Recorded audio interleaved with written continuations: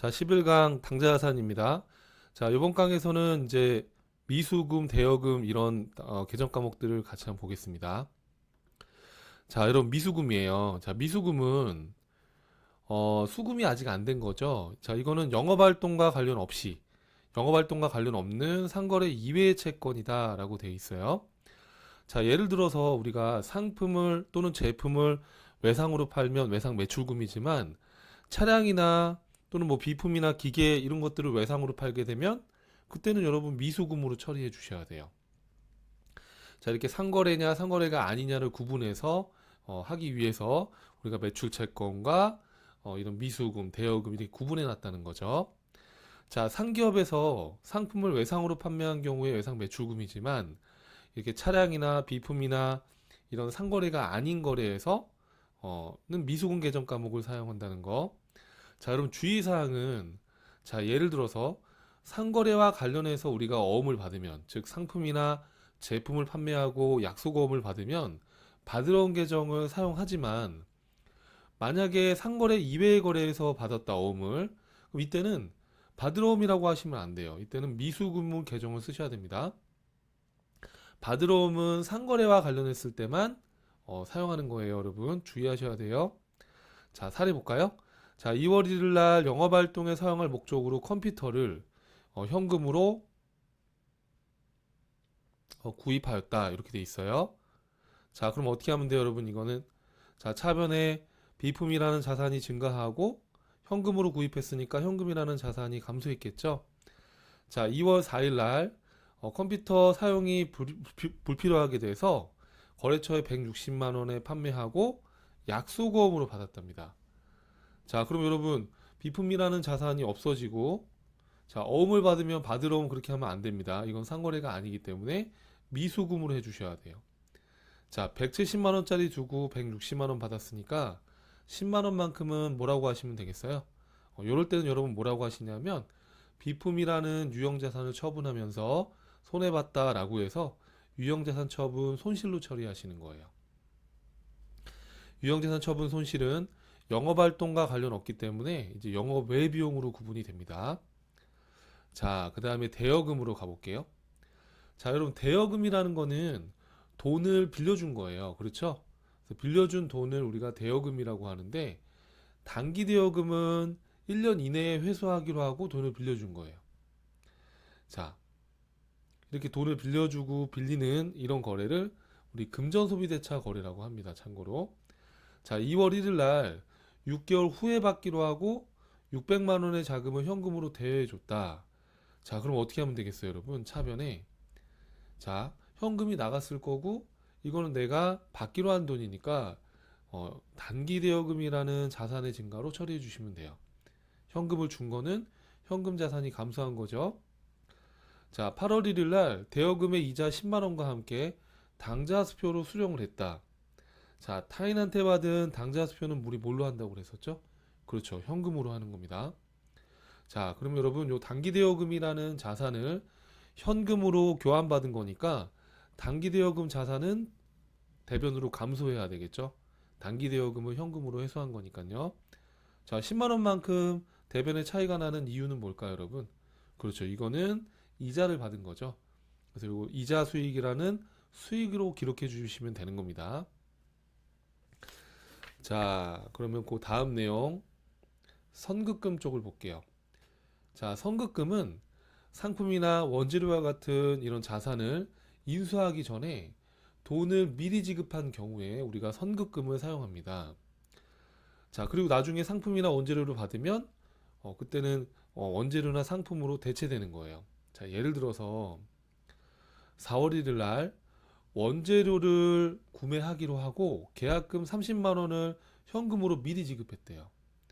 자, 그럼 우리 회사 입장에서는 현금이라는 자산이 감소했겠죠. 자산의 감소 현금이 나갔을 거고, 자, 차변에 원재료라는 자산으로 해야 되나요? 아니죠. 아니죠.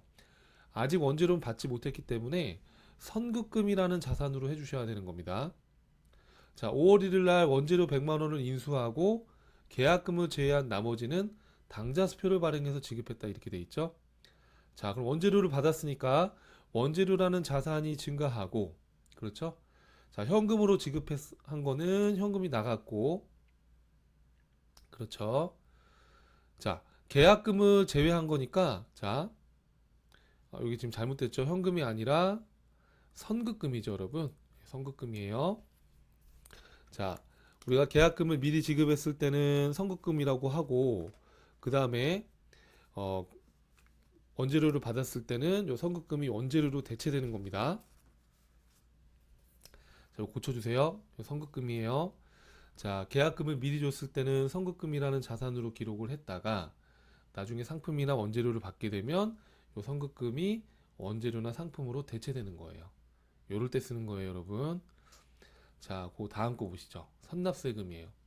자, 선납세금은 세금을 미리 납부한 거예요, 여러분. 예를 들어서 법인세라는 세금은 1년에 한 번 내는 건데 이제 중간에 6개월치 세금을 중간에 미리 납부하게끔 법에 규정을 해놨어요. 자, 그리고 여러분 국가에서는 법인 기업이 은행에서 이자를 받을 때 개인들도 은행에서 이자 받을 때 세금을 제외하고 받잖아요. 법인도 마찬가지예요.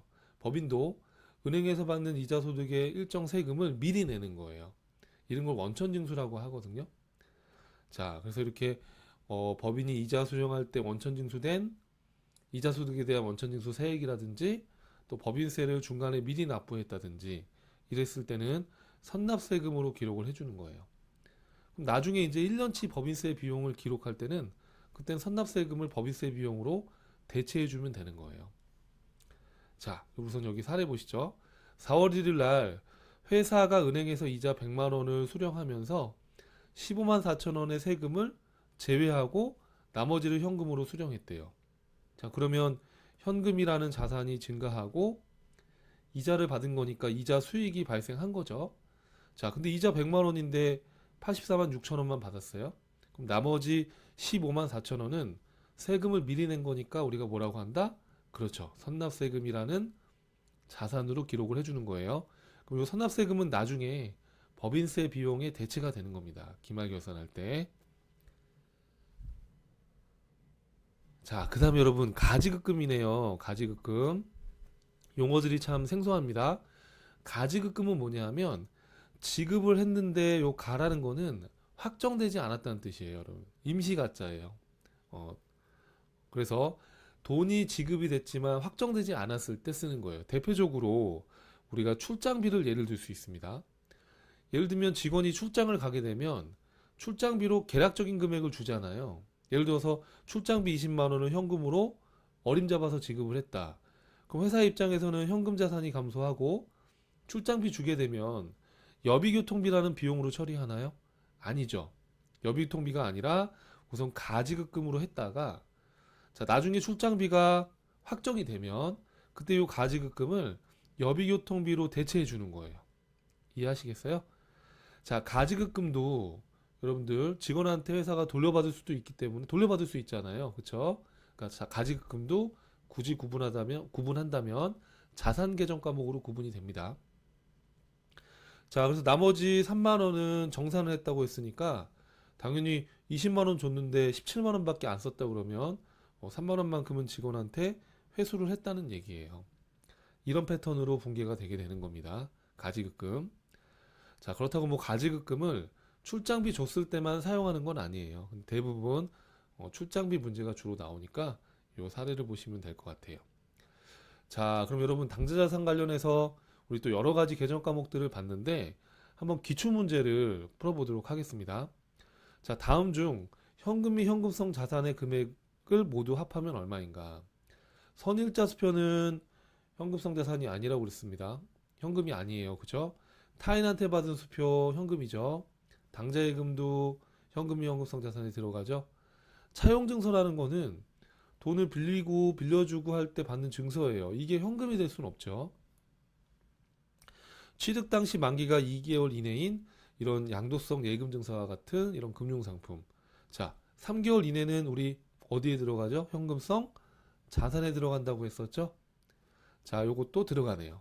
그럼 얼마입니까, 여러분? 40만 원, 60만 원, 50만 원 하면 얼마예요? 150만 원인가요? 150만 원이 답이 되겠네요. 자, 2번입니다. 다음은 주 세무의 2023년도 결산일 현재 기준 보유자산 내역이다. 결산을 통해 재무 상태표에 현금 및 현금성 자산으로 표시될 금액이 얼마냐. 자, 통화는 돈이니까 당연히 들어가야 되겠죠. 매출 채권은 현금성 자산에 들어가지 않죠. 우편한 증서도 현금이었던 거 기억날까요? 자, 여러분, 단기 매매 증권은 아직 배우진 않았지만 주식이나 채권 같은 유가 증권을 단기간 시세 차익을 얻을 목적으로 취득했을 때 그 자산을 단기 매매 증권이라고 하는데 이거는 현금은 아니잖아요. 그래서 이건 들어가지 않습니다. 자, 이런 단기 금융 상품, 예금이나 적금과 같은 금융 상품인데 취득 당시부터 3개월 이내다. 이것도 뭐가 되는 거예요? 그렇죠. 현금성 자산이 들어가는 거죠. 자, 그러면 여러분 얼마가 됩니까? 통화 30만 3천 원, 우편한 증서 6천 원, 또 여기 3개월 이내에 금융 상품 15만 원 하면 여기 얼마인가요? 그러면 30만 9천 원에다가 45만 9천 원인가요? 그렇죠. 45만 9천 원이 되네요. 3번 문제 보겠습니다. 다음 자료에 의하여 결산 시 재무상태표에 표시되는 현금 및 현금성 자산의 금액이 얼마인가? 국세환급 통지서도 현금이잖아요. 그죠? 그 다음에 선의자 수표는 어음처럼 취급된다고 했었죠. 우편한 증서도 당연히 현금 및 현금성 자산에 들어갑니다. 자기야 수표도 마찬가지로. 직원 가불금이 이 현금은 아니죠. 그러니까 이거는 아니죠. 직원한테 가불해줬다 그러면 직원한테 받을 채권이지 이게 바로 현금 전환이 되는 건 아니니까. 자, 취득 당시 만기가 3개월 이내에 도래하는 정기적금. 이런 것도 현금 형성 자산에 들어가죠. 자, 그럼 얼마인가요?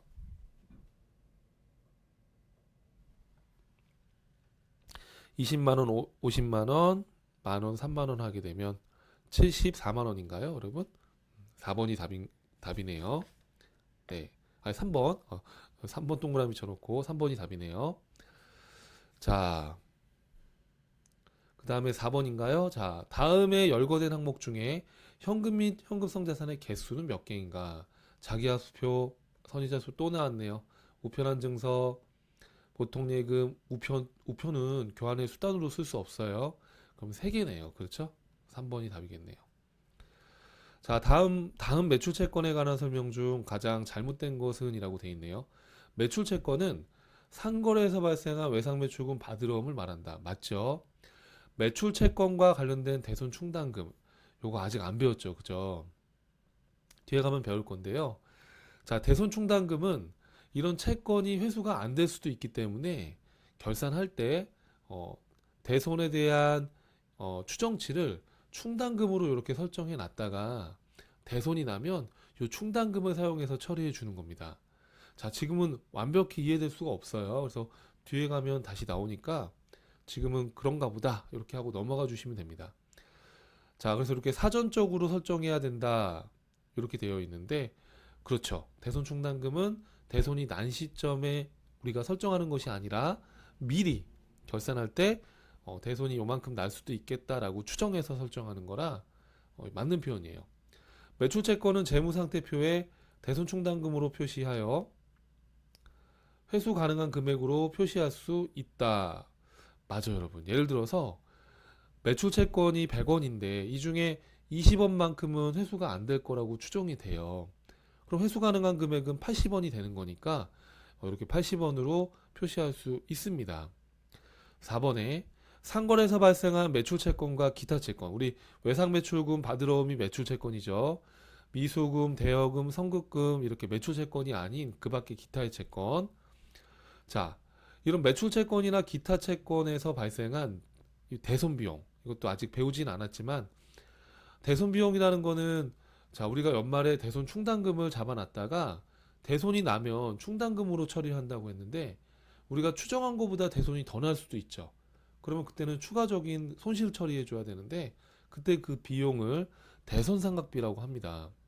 자, 그런데 매출 채권에 대한 거는 판매비와 관리비로 비용을 구분해서 비용 처리를 하지만 이런 기타 채권, 미수금이나 대여금과 같은 기타 채권은 매출 활동과 관련이 없기 때문에 영업 외 비용으로 처리하게 돼요. 그래서 여러분 요 4번은 잘못 표현이 된 거예요. 그래서 답이 잘못된 것은 4번이었는데 사실은 이거는 매출 채권이어서 여기다 넣어놨지만 대손을 공부한 다음에 배우는 게 사실은 더 낫죠.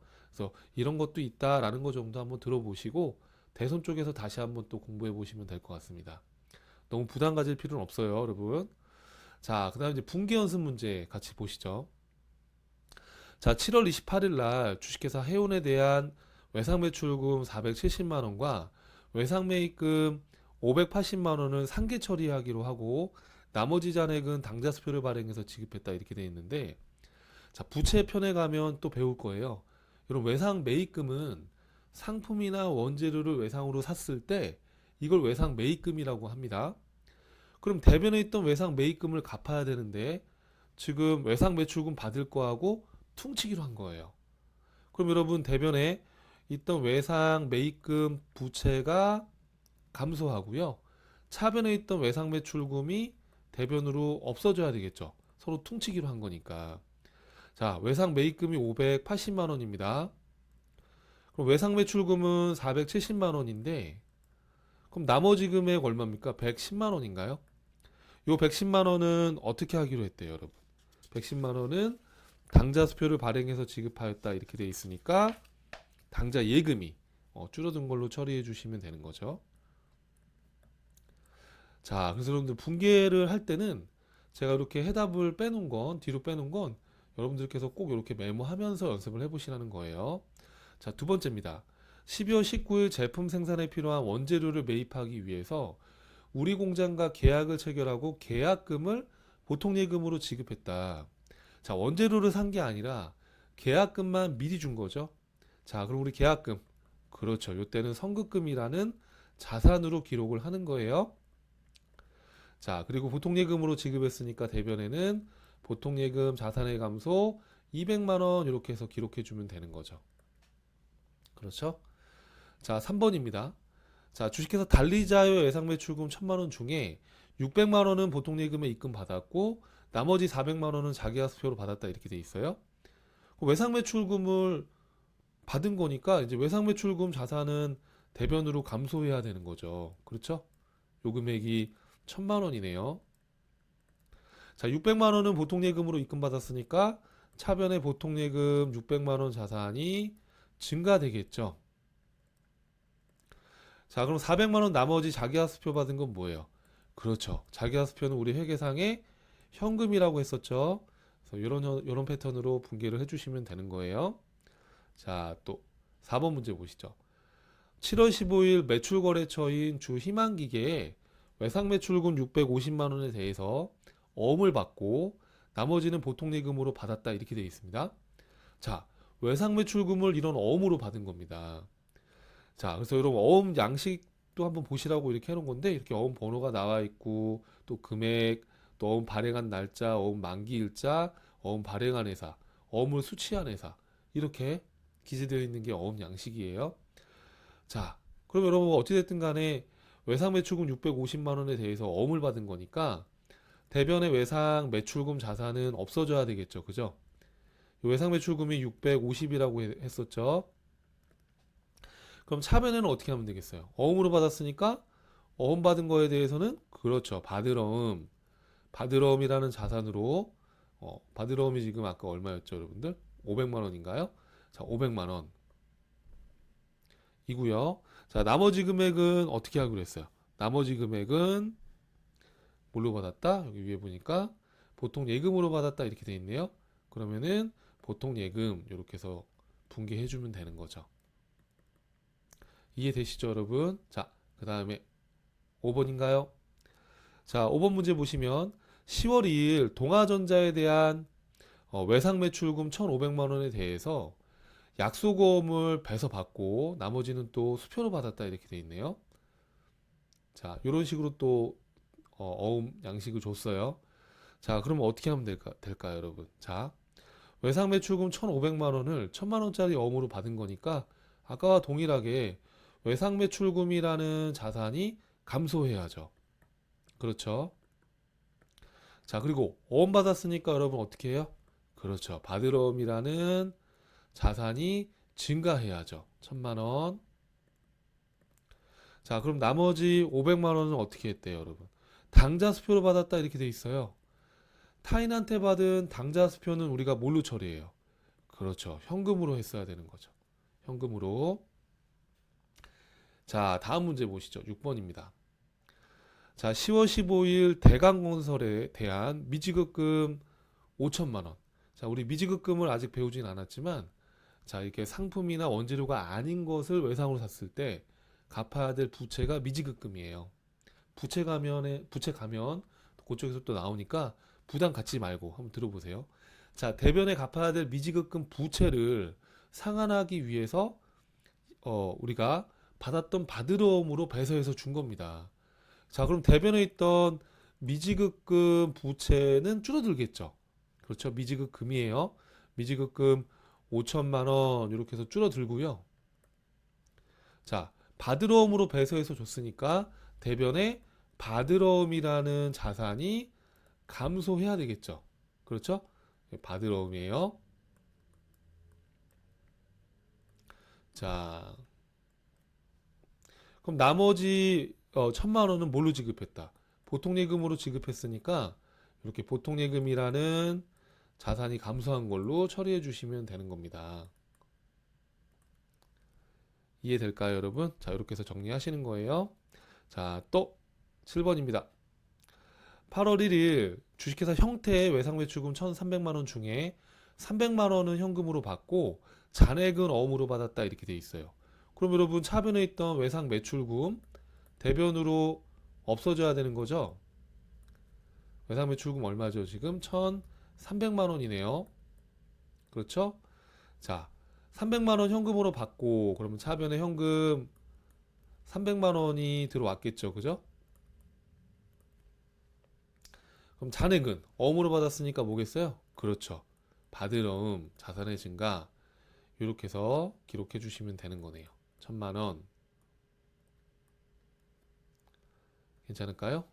잘 안 써지네요. 자, 이렇게. 자, 그 다음에 8번입니다. 주식회사 풍암산업으로부터 원재료 1,600만 원을 구입하기로 계약하고 계약금 160만 원을 당좌수표를 발행해서 지급했다. 원재료를 받은 게 아니죠, 아직은. 그래서 이때는 그렇죠. 선급금으로. 선급금 160만 원. 당좌수표 발행하면 어떻게 되는 거예요? 그렇죠. 당좌 예금 자산이 줄어들겠죠.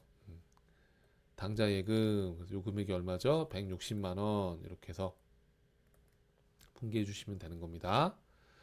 자, 9번 볼까요, 여러분들? 자, 9번.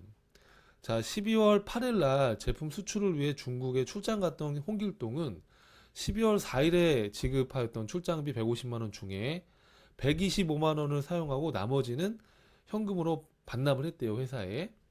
자, 그럼 우리가 출장 갔을 때 차변에 가지급금이라고 했을 거니까 대변에 가지급금을 정리해 주셔야 되는 거죠. 그렇죠? 그래서 가지급금 150만 원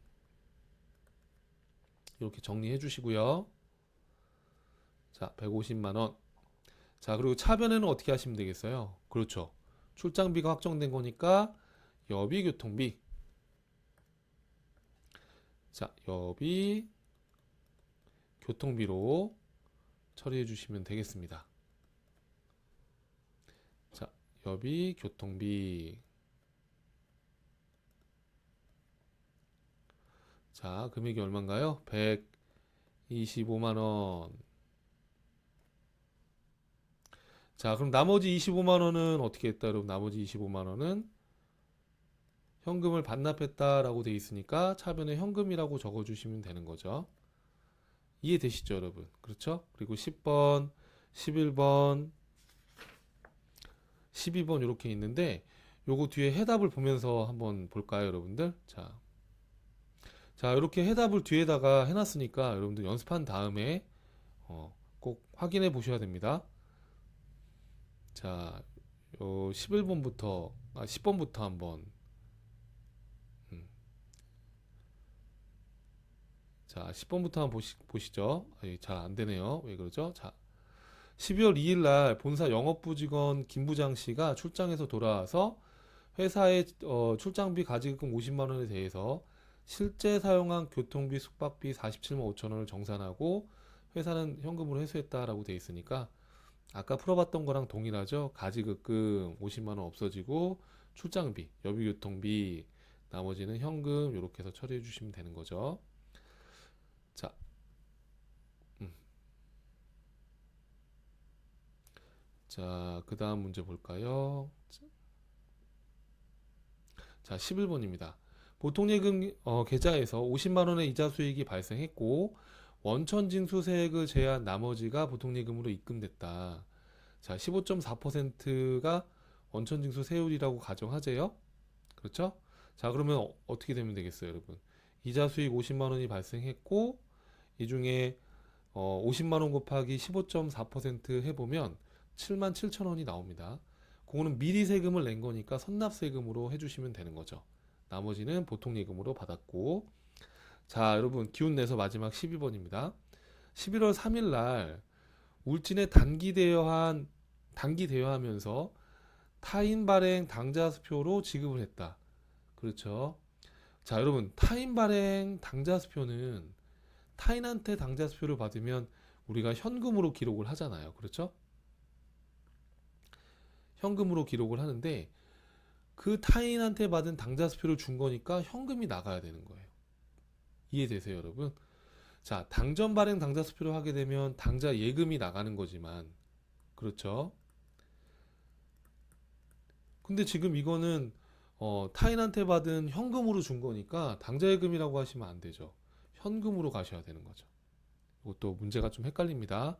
자, 6개월 이내에 받기로 했으니까 단기 대여금, 자산의 증가 이렇게 처리해 주시면 되겠네요. 자, 긴 시간 고생 많으셨고요. 다음 시간에서 또 뵙겠습니다. 감사합니다.